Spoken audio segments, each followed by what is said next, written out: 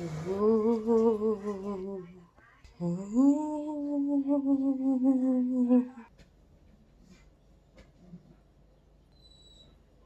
I know yesterday was Halloween. Yesterday's video on Halloween was about my alcoholism, which I feel is scarier than ghosts, which ghosts is what this video is going to be about. Actually, really, truly, honestly, I'm gonna do a series of videos because I've had a number of experiences in life which are spooky and somewhat paranormal, and I'm just gonna share them. It's a true story. And if you don't believe me, you can ask my mom for some of those because she was there for some of them. I want to let you know, I used my brain and I borrowed my 7-year-old's telescope tripod and turned it into a cell phone tripod so that we don't have that crinkly noise problem that we had with my last video. Genius! You're welcome for that. And I'm gonna show you this candy my children got for Halloween.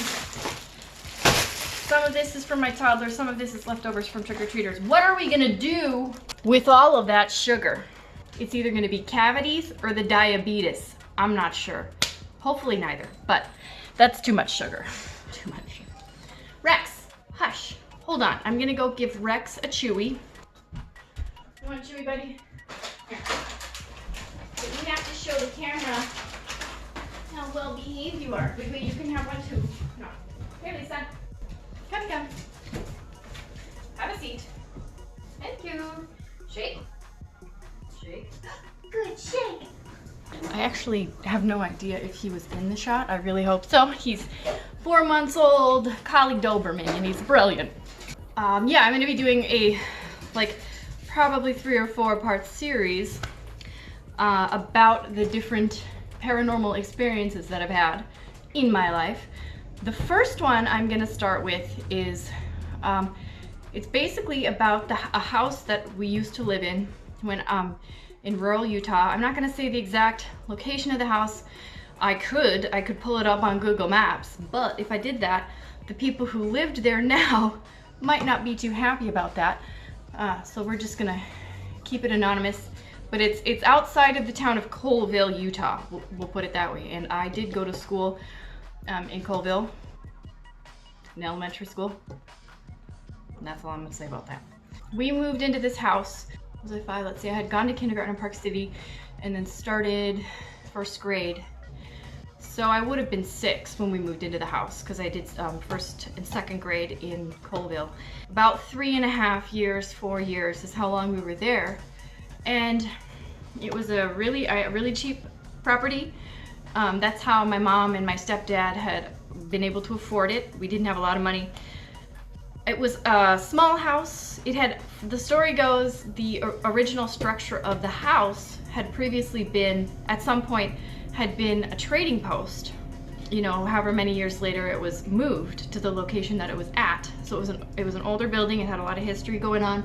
And there were some interesting details about the house that I was not told at the time because it was too spooky. There was a suicide at that house, and I believe he shot himself in the garbage can. I'm going off of my memory here, but I think that that's how that story went. So I know that there was at least one suicide. I kind of thought maybe she had told me there might have been one before that, but I don't know for sure. But another detail that my mom didn't tell me until later was there was like this, was it in the kitchen? It was either in the kitchen or the back craft room back off of the kitchen.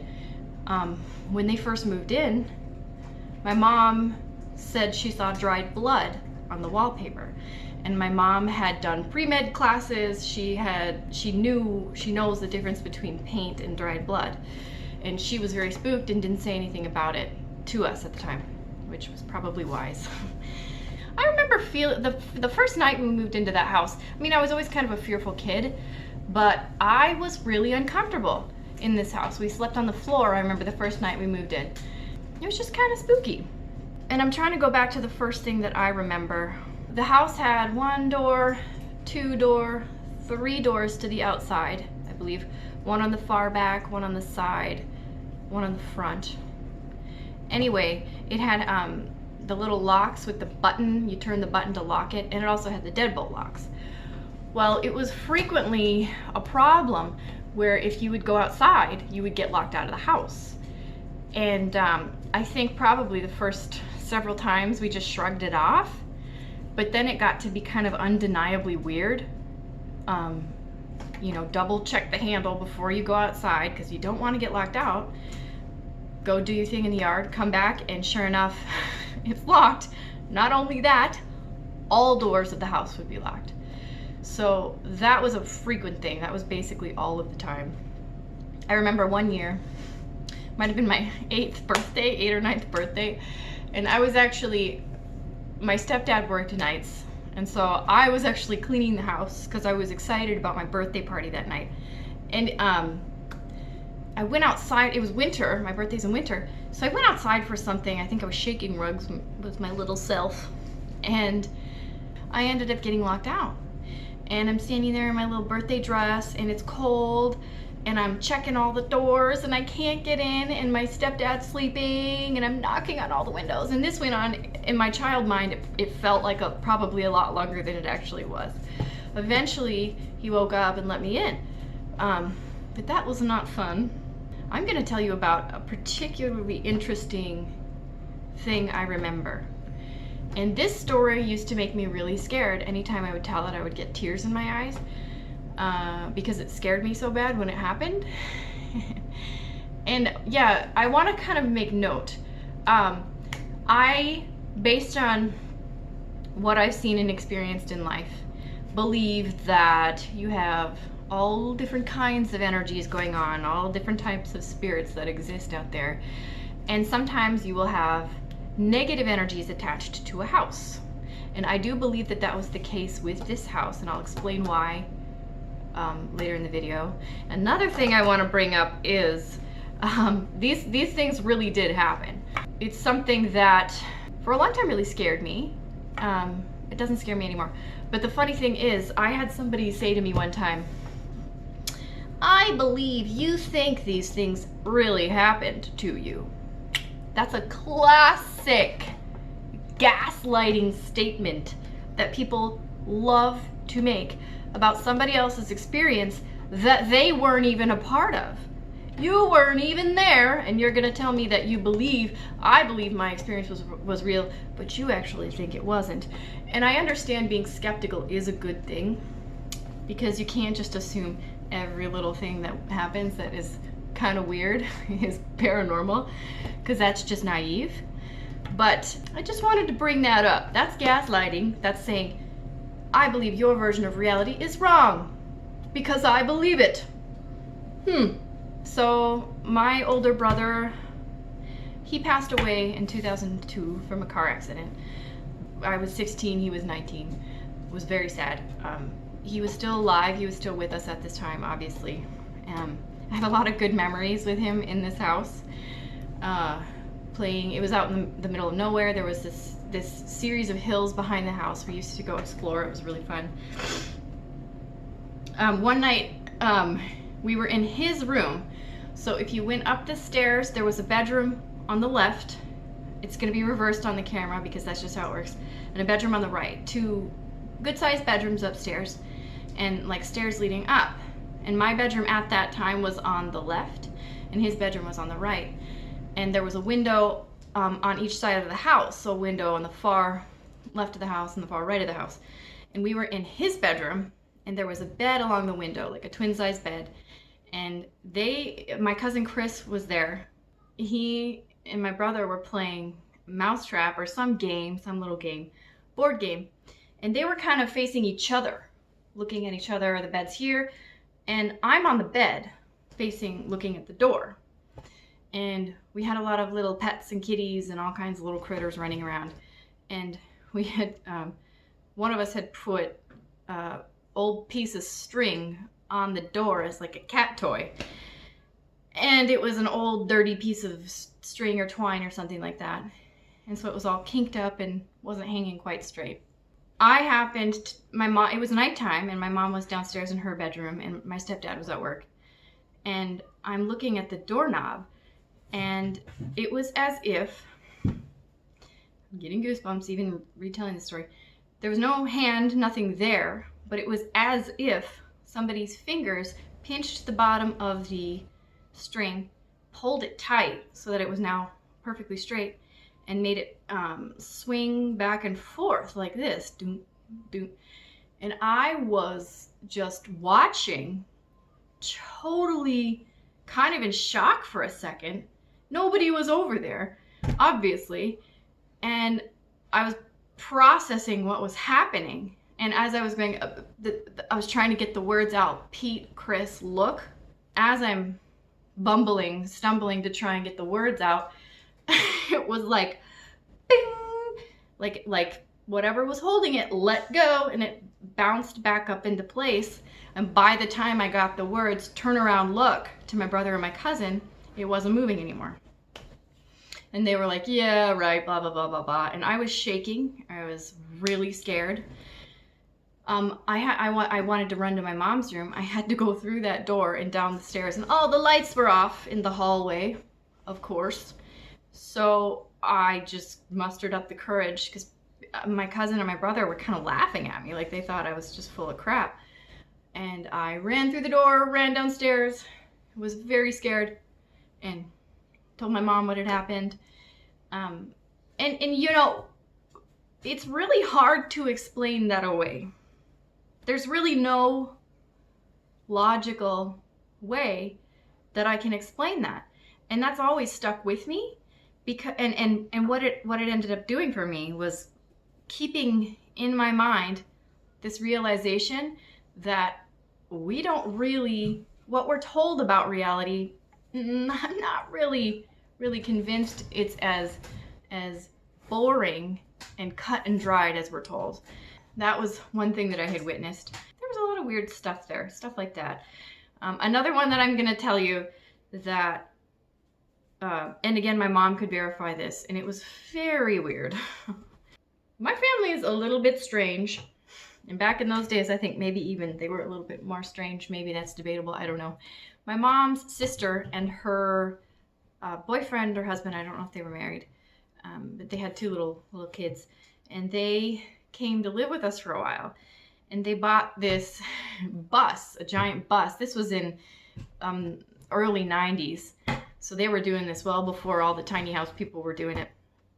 And so they bought this big bus, and their plans were to convert it into like a house, like a mobile home.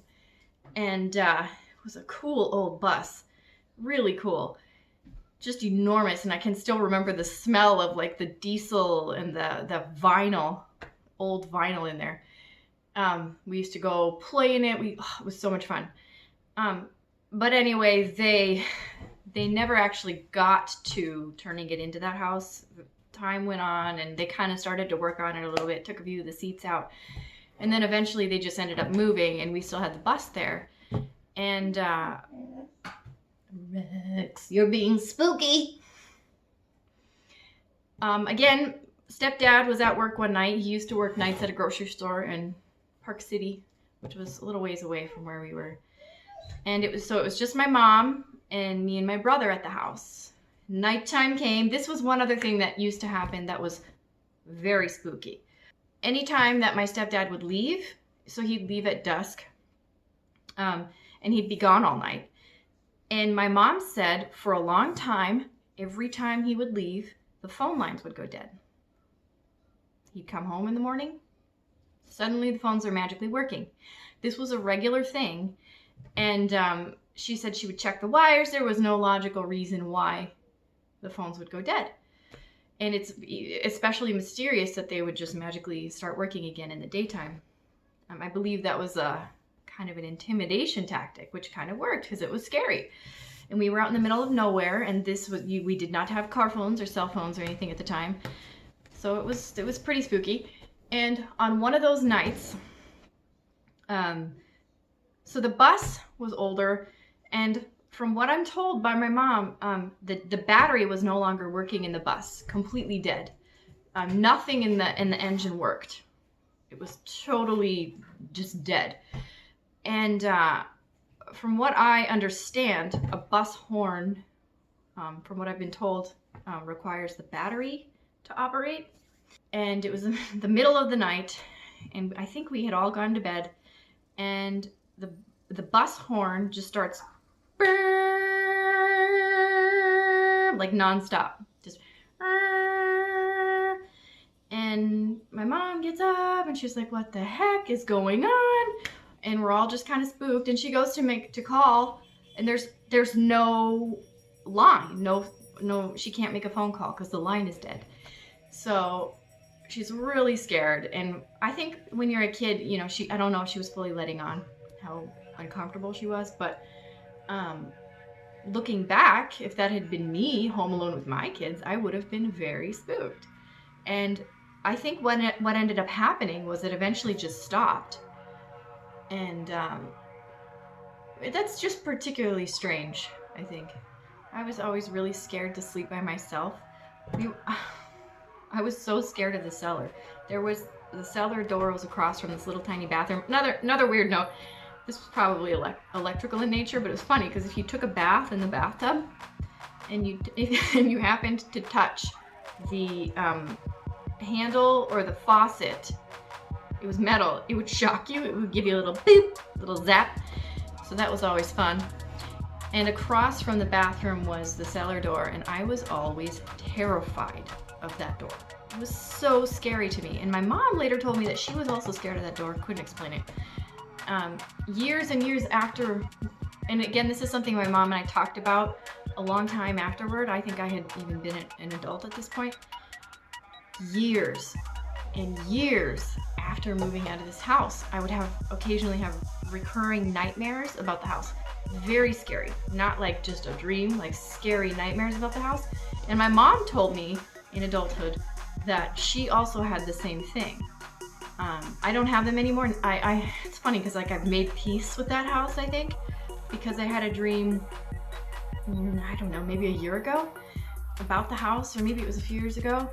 I don't know, it's irrelevant to me now, but I wasn't scared. I was in the house and it was like I'm strong, I'm fearless. Like that's what it was telling me. I'm not scared of these things anymore. Conquered a lot of fear. And so I don't have dreams about that house anymore. I'm just gonna insert personal theory about that house. Part of it is based on tidbits of information that I have. Part of it is my own intuitive feeling on it. There are some weird things that people do out there, like occult stuff, and I personally believe that house was a location where things like that might have happened. And there was some very bad energy stuck there from that. Anyway, that's what I think about that. I could be wrong. Who knows? Ghost story 1. More to come. Life is kind of a mystery. I think some of these things are exciting sometimes. Sometimes they're a little scary. It's all just kind of a matter of perspective, I think, and how you want to look at it. Long pause for lonely looking out window. This tripod is great. Well, that's it for ghost story number 1. Enjoy your Halloween candies, and we'll talk soon.